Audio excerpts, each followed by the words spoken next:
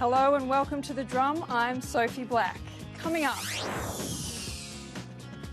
Prime Minister Tony Abbott under pressure to up Australia's refugee intake as the Syrian crisis deepens.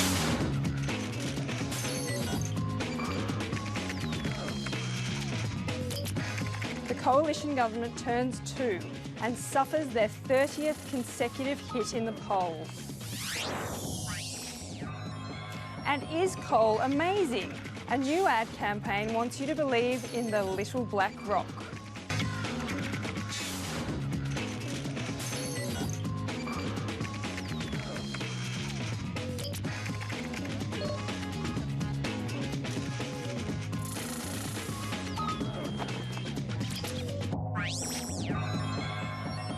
And joining me on the panel tonight, the Australian's foreign editor Greg Sheridan, CEO of Professional Mums Kate Mills, and former President of the New South Wales Legislative Council, Meredith Bergman. And of course, you can join us on Twitter using the hashtag #TheDrum. First tonight, Prime Minister Tony Abbott is being urged to up Australia's intake of Syrian refugees as thousands of displaced people continue to stream into Europe. Opposition leader Bill Shorten has called for an extra 10,000 permanent refugee places to be offered, in a one-off increase to Australia's current quota of 13,750 places per year. Labor believes it isn't good enough for the government or Mr Abbott to simply say that they will take more refugees, but from within the existing level of refugees scheduled to be taken by this country. We are proposing a significant increase because this is a significant crisis. At a state level, premiers in New South Wales, South Australia, Victoria and Tasmania have offered their help taking refugees, while some cabinet ministers have suggested a Kosovo-style response, providing Syrians with temporary protection visas. The Prime Minister told Question Time Australia can and must do more, but won't reveal details of any emergency assistance package until Immigration Minister Peter Dutton reports back from meetings with UN officials in Europe. I can inform the House that it is the government's firm intention to take a significant number of people from Syria this year, and there will be more money, because we must assist the UN High Commissioner for Refugees to do its job as well as can be done in these very difficult circumstances. Maybe what John Howard did in 1999 with the Kosovars could be a bit of a guide for us. He took 4,000 at that time.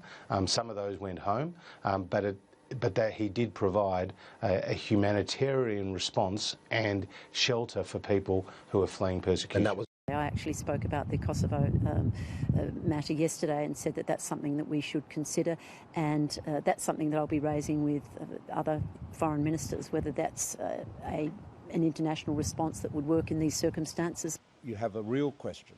Of significant minorities will there be a home for them when this, when if you like, at least the violence subsides? Will there be a home for them? This is something that I think that all of us, this is a time for all of us to be at our very best, to have big hearts. Greg Sheridan, you wrote today that the government should increase the total refugee intake. Why? Well, I think this is a big emergency and we need to do something. Now, I think Malcolm Turnbull makes a very powerful point there. There are certain minorities who will probably never have a home, even if Syria settles down. The Yazidis, the Christians.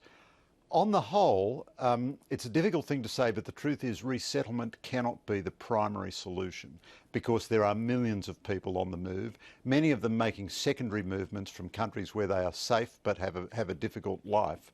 And if you provide a massive resettlement, you can't resettle the whole Arab and North African population in Europe, much less Australia. But we need to make a gesture and a contribution. What I would also do is give a lot of money to the United Nations High Commission for Refugees, because Turkey, Lebanon and Jordan are innocent countries in this, and they're having to bear an enormous burden. Kate Mills, Bill Shorten has come out today and urged the government to take 10,000 more refugees and offer them permanent status. Should Syrian refugees be granted permanent status? I don't think that you have to give Syrian refugees permanent status straight away. And I think in that example that's quoted about John Howard and the Kosovars, we offered temporary residence, and some of them stayed and some went back. I think you can offer, I think there's a couple of things to think about. You know, people are in this situation, they're not overly concerned about whether it's permanent and temporary, they just want to get to safety. And I absolutely agree with what Greg's saying, that's what we should be able to offer them. We do have to understand, though, that a certain percentage of them, like the Kosovars, will probably not go back, because where are they going to go to? But also a certain percentage of them will not want to stay because they will want to find their families in other parts of the globe and settle with them. Meredith Bergman, Josh Frydenberg, Julie Bishop, a number of people are advocating this Kosovo-like program in which migrants, refugees would be offered temporary status but possibly be sent back after, 3 months or so. What do you make of that solution? Look, it's not a solution. Kosovo was a very different case. I mean, Kosovo did settle down. Only, I think, 121 of the 4,000 opted to stay in Australia because they did want to go back to Kosovo. What the problem that you have now is that, as Greg pointed out, there are millions in refugee camps in Turkey, in other parts of Lebanon, in Jordan, and they are actually wanting to move on to settle somewhere. They are actually safe in Turkey and they're safe in Lebanon. They are wanting to get on with their lives, and you can't blame them, because really the Syrian crisis is not going to be solved shortly. And can I say, in the middle of all this, Australia starting bombing in Syria isn't going to solve anything either. So it's totally different to the Kosovans. These people really do need a permanent place to settle. And I think that the fact that the Labor Party is asking for another 10,000 is a good start. Well, let's bring another voice into this conversation. Well, let's get more from cross-cultural consultant Tasnim Chopra. She says we need to humanise the situation to get people to wake up to the reality of the refugee crisis. Tasnim, thank you so much for being on the drum. Thank you. So what of this suggestion from Malcolm Turnbull and others that suggests that Christian minorities from Syria should be given priority over Muslim refugees from Syria? Well, I think the idea of cherry-picking or hand-picking who comes and who doesn't has an awful ring about it. And we've seen this historically in Australia with post-White Australia policy, where we decide, who comes in and who doesn't based purely on their race or their ethnicity. I think that's A, highly un-Australian, and B, really feeding into this racialisation of what is a humanitarian disaster. There is an argument that goes that these people are least likely to be able to return to their homelands, as in persecuted Christian minorities, and that the UNHCR actually operates in this way. Isn't there something to that?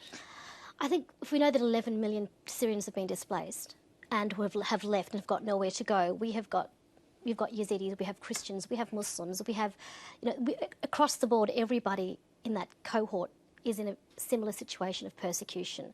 I mean, let's not pretend that either the existing regime and, the IS are randomly killing anybody that doesn't accord with their particular worldview.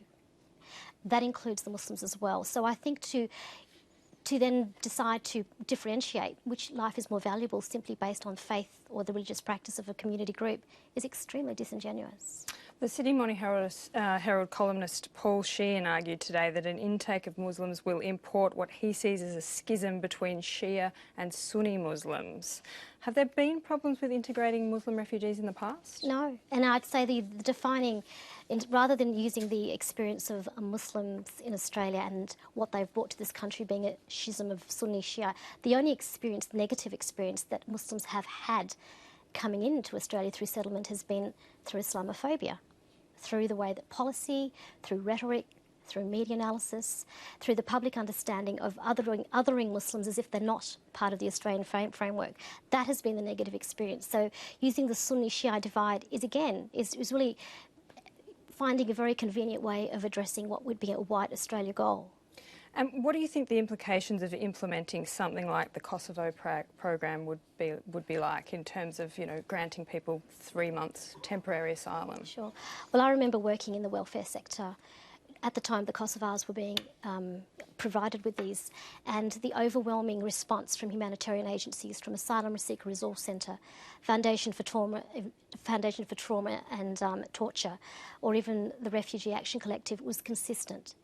When you resettle people with the intention of protection without regarding the fact that trauma is a very, very constant experience in this whole process, only to send them back, you actually do them a disservice. So I would be saying, if we're going, what are they going to go back to? First of all, the state of Syria is just, it's unfathomable at the moment. So the idea of coming here for 3 months as a band-aid and then sending them back, to me was a very traumatic experience from what I understand that the Kosovars actually went through. So if you speak to welfare professionals in that sector who are at the receiving end of these refugees and say, well, what was your experience? How did it go? It was a disaster. It was a disaster in terms of mental health and well-being of people. So if we're talking about, you know, showing Australia as a strong man and saying, hey, we're going to take 10,000 more and offer them 3 months a TPV, that's politically expedient, because we're seen to be doing something, but in fact, at a humanitarian level, it's a slap in the face. The Greens have suggested taking 20,000. Is that kind of number sustainable? Honestly, if you're asking me that, you know, at this particular point, seeing what I'm seeing the numbers that other countries are doing, looking at Australia's land mass and capacity, 20,000, to me, I take as many as we can feasibly take. Because, you know, whether that's 10, 20, 30, 40, I don't know the magic number, but I certainly know that we need to do 100% more than what we're doing. Greg Sheridan, do you think Tony Abbott will back down on maintaining this current quota? Well, a couple of things. I think Britain has offered to take 15,000. So I think if Australia in fact took 10,000, given how far we are away from the place, that would be at least proportionate with what Britain is offering, and Hungary doesn't want to take any. So there's a wide variety. Now, look, one reason I gave the Abbott government the advice to do something straight away is that I'm sure they're going to do something eventually. So instead of going through the usual rigmarole of arguing against it for 4 weeks, getting slapped around by everybody, and then doing it anyway and getting no credit for it, better to do it straight away. I mean, we are largely talking about gesture here. It's life and death for the 4 or 5 or 6 or 7,000 people we take. And I don't see any point taking people temporarily. If you take them, you offer them permanent residence. But within the millions and millions on move in the Middle East at the moment, this makes no difference to the problem really. But it's something we need to do as a matter of self-respect and as a gesture of support.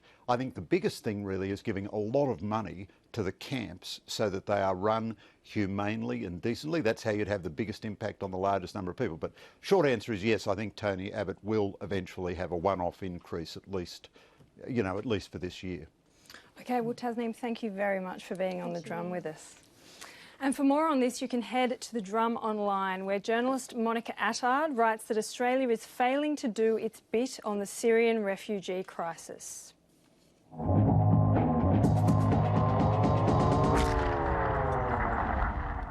And staying with federal politics, Prime Minister Tony Abbott turned 2 today, or at least his government did. Back in September 2013, Mr Abbott was basking in an election victory and declared Australia under new management and once more open for business. By early this year, he'd survived a challenge to his leadership and promised voters and his colleagues that he'd listened and changed. Now, despite another dire news poll today, Mr Abbott was optimistic about the coalition's chances at the next federal election. We're sticking with the plan. We have a plan. The plan was to get taxes down, to get regulation down, to get productivity up, to create jobs, to reduce taxes, to boost prosperity. The plan is working and we're sticking with it. Is the plan working though if voters aren't responding to it? Look, come polling day, I am very confident that people will be choosing between a government which has delivered on its commitments and an opposition which hasn't learned and can't change. The Prime Minister said about his last 2 years, and I quote, "We had a plan." Prime Minister, how is your plan working for 800,000 Australians who are not working? Greg, you wrote over the weekend that this is not a happy birthday for the government. Why? Well, I think a couple of things are happening simultaneously. Our politics is becoming very difficult, very hard for anyone to govern. We've got populists and minor parties who reject everything in the Senate. So Abbott got elected with the same vote that Howard won in 1996 and couldn't get any legislation through the Parliament in the first year. That's not the way our democracy is supposed to work. However, I don't exculpate the Abbott government from its own failings. It has been a mess in its communication strategy, and it's been a mess in terms of basic political competence. You know, Tony Abbott is a terrifically good human being, and yet half of Australia hates him and thinks he's a nut. Now, there's a sort of genius in the negative communications achievement that can get there. On the other hand, I don't think the government is written off. But if we continue with this polarised, gridlocked politics that we've got, the Abbott government will fail like the Gillard and Rudd governments, and the Shorten government will fail after it. We'll have a decade and a half of policy paralysis and no reform. Kate, for yours, highlight of the Abbott government so far? So I suppose the highlights of the Abbott government are, to a certain extent, they did what they said they were going to do when they were campaigning around stop the boats and the carbon tax. Whether or not you agree with those policies, that's what they said they were going to do, and that's what they were going to do. And that's what they did, and that's what we like, that look of strong government. I think the free trade agreements, I mean, they sort of had a limited impact, but I think we definitely want to be going in those directions. So those have been the highlights. I agree with Greg, though, because the concern is this kind of, you know, you mentioned the decade of policy paralysis. These days, you don't so much win government as you lose it. You know, and we look from going from a government that's flailing to another government that I suspect will not impress us anymore. I wonder if the answer, and I'd be interested in what you think, Greg, is whether we look at longer fixed terms that give people more time to actually get some policy done. So we are just about to go back into the next election era and come back from Christmas. Yeah, I think we should have a 4-year term. I don't know how you feel about that, Meredith, but... Yes, I think a 4-year term would certainly help for policy formulation, but I don't think that Tony Abbott's problems have been because of an ungovernable Senate. I mean, Julia Gillard had a very similar situation, and she managed to wrangle a record amount of legislation, and some of it very good legislation, through both houses, whereas Tony Abbott and his ministers have seemed really unable to do that sort of negotiation that's needed to get the crossbenchers to support legislation. I just think are they the sole problem? I think he's just had too many own goals. He has, from the moment he announced a cabinet with only one woman in it, I thought, how can you do that, Tony? Everyone knows you've got a woman problem, and now you're doing that. And then it goes on the first hockey budget, giving Prince Philip a knighthood. People's view of Tony Abbott is that he's a 1950s man, and he has just set out to look like a 1950s man. He spent International Women's Day this year at his local fire station getting an award for his volunteer service. He had no idea he was meant to be somewhere else. Greg, too many own goals? Yeah, look, I mean, Meredith makes a powerful case, Meredith. I hope you're not disturbed by the fact that I agree with you. I mean, I think the reality of Tony Abbott is quite different. Here's a bloke who raises record amounts of money for women's shelters in his own electorate. I don't know another federal politician who spends a week or 10 days every year for the last donkey's years in a remote Aboriginal community. His volunteer activism is not just about saving blokes. You know, you don't just save blokes in bushfires. But nonetheless, Meredith makes a powerful case. There is a level of perverse genius in giving Prince Philip a knighthood. You're just gobsmacked. It's all loss, no gain, and it's so stupid. And, a lot of ordinary Australians, not just coalition voters, want the government to succeed because basically you want Australian governments to succeed. And for them to shoot themselves in the foot so repeatedly with that kind of stuff, it's a bit unfathomable. Kate, Abbott said today that the plan is working and they're sticking with it. What is the plan? A good question. What exactly is the plan? Jobs and growth, we've heard that, but we expect every government to say jobs and growth to us. You know, I think the issue is, it's like you said about Tony Abbott having problems, the issue is Tony Abbott's problems are actually our problems. They're our country's problems. If we can't get policy through, we all suffer. You've seen a lot of discussion lately about how we're walking towards a recession, how global growth is slowing. You know, we desperately need a government that can get some policy through. And, as an electorate, and, I go back to the idea of having longer terms, we need to give governments time to get policy through. I said, I hate this idea that we are running, when you come back from Christmas, straight back into a federal election. I feel like the last one just finished.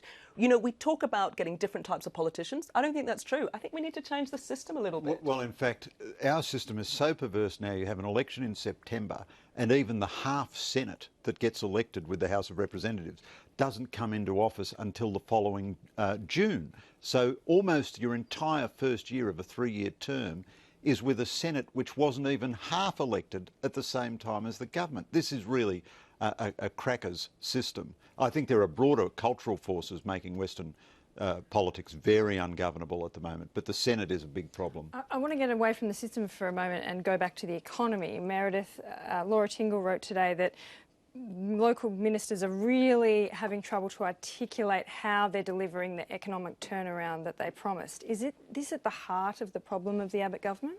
Well, the problem is the message. We have Joe Hockey going into that first budget saying, we've got to get back to surplus, we've got to get back to surplus. And people believed him. And then it was such a horrific series of cuts and broken promises and things that were in that budget that they then bring in the next budget where it's all, you know, a little bit of greasing small business, a little bit of this, a little bit of that. And, you know, surplus is now way, way in the future. So they've lost the ability to look as if they're sticking to their own message because they've changed the message in mid-term. And now people are saying, well, is there a problem with the debt or isn't there? And in fact, I think if they don't recognise how much trouble they're in politically, they won't make the kind of course correction they need to make a success of the final year of their government. Is dumping Treasurer Hockey the answer?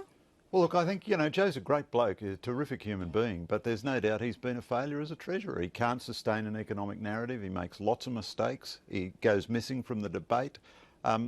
In a government in trouble, and John Howard showed us, you've got to be ruthless in protecting the interests of a government, which are the interests of the nation. And I think if they just think they can just get it back by doing everything they're already doing a little bit better, I doubt that that's going to cut the mustard. Kate, how did the government wrestle back the narrative on the economy? Well, if I knew that, they'd be in there paying me a lot of money to say it. I think what's interesting about it is, to be honest with you, the economy's not doing that badly. I mean, we sort of talk about that doom and gloom and we talk about, you know, the job figures. But if you look at those job figures and you look at how many more people have come into the market in the last couple of years, if you look at the figures around 2% growth, it's not doing that badly. It's almost like they just need to get slightly ahead of the news cycle and start to tell people that story. But like I said, if I knew how they were doing it, I'd be advising them. How important is this Canning result? I think it's critical. Sorry, Meredith. Oh, look, the Canning result is important, but I think Julie Bishop was right when she said she thinks the Labor Party is running dead, because the last thing the Labor Party wants is to win Canning, the coalition to get rid of Tony Abbott, put in Malcolm Turnbull or even Scott Morrison, and then the Labor Party having to face a much more popular leader at the next election. They want to be running against Tony Abbott. Could I respectfully disagree with Meredith on one part of that analysis? You may. I don't think the Labor Party is running dead in Canning. I think Canning is critical. The Labor Party, whenever you're trying to undermine a leader, you say, we want to keep an opposition, the guy on the other side, you say, we want to keep him in office, you know, because that gets everybody feeling bad about him. Shorten himself has terrible approval ratings. All mainstream politicians have terrible approval ratings. He would be thrilled with the victory of Canning. And the blood that would come from a coalition leadership change would all but guarantee Labor victory at the next election. So they would love... Now, as I understand it, Canning is following the script. The unions go in heavy at the first, and then Labor comes in strong at the end. And I think Canning is absolutely critical. If the Liberals lose Canning, it's a very, very unstable time for their government. It'll be a huge swing. It would, yeah, it'd be a big swing. Time will tell. And finally tonight, two very different but equally surprising advertising campaigns were unveiled over the weekend. The first stars Conservative Sydney radio host Alan Jones in an unusual role, attacking the federal government over its plan to crack down on lawsuits launched by green groups. The second, by the Minerals Council of Australia, blew up social media when it hailed the endless possibilities of coal. It can create light and jobs, delivering $6 billion in wages for Australians. It produces steel and powers our homes. Isn't it amazing what this little black rock can do? I may live nowhere near the Liverpool Plains or the Great Barrier Reef, but I sure as hell am concerned that they are protected. The latest move by the Abbott government puts at risk not just our environment, but our very democracy. It is quite simply unbelievable. Meredith, first to Alan Jones. This isn't the first time he's confounded expectations, is it? He's got a long association with Lock the Gate. It certainly has, and I never agree with anything Alan Jones says, but he's absolutely right on this occasion, and he has had that connection with Lock the Gate.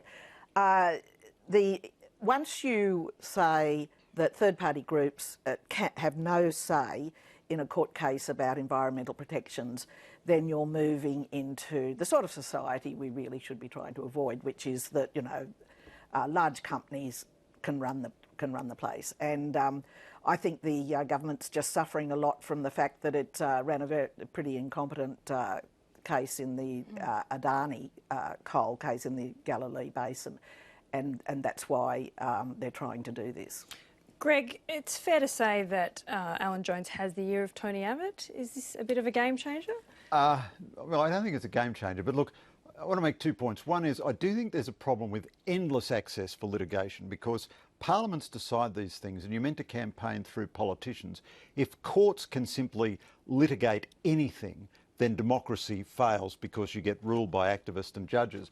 But both of these campaigns, it seems to me, live in the shadow of this giant union campaign against the China Free Trade Agreement, which is running into many millions of dollars.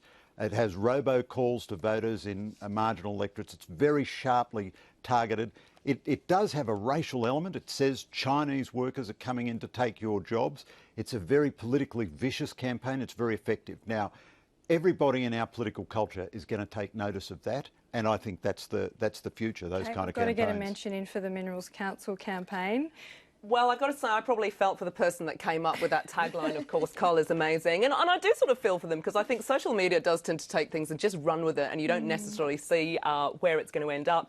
It's hard to be against an organisation trying to stand up for its members, which is what the Mineral Council is trying to do. I don't think there's anything bizarre in it coming out with saying, you know, we want to protect its members. To me, there would be a more interesting debate if we could have a really good debate about coal and about renewable energy and where it is. This, to me, it's a little bit of a distraction. Is coal amazing, Meredith? Yeah, I thought it was a country and western song. I really did, when, you know, the soft music and the beautiful countryside. Well, on that note, I'm afraid that's all for The Drum tonight. Thanks so much to the panel, Greg Sheridan, Kate Mills and Meredith Bergman. Our website has more analysis. Check it out at abc.net.au/thedrum, and we'll see you again tomorrow.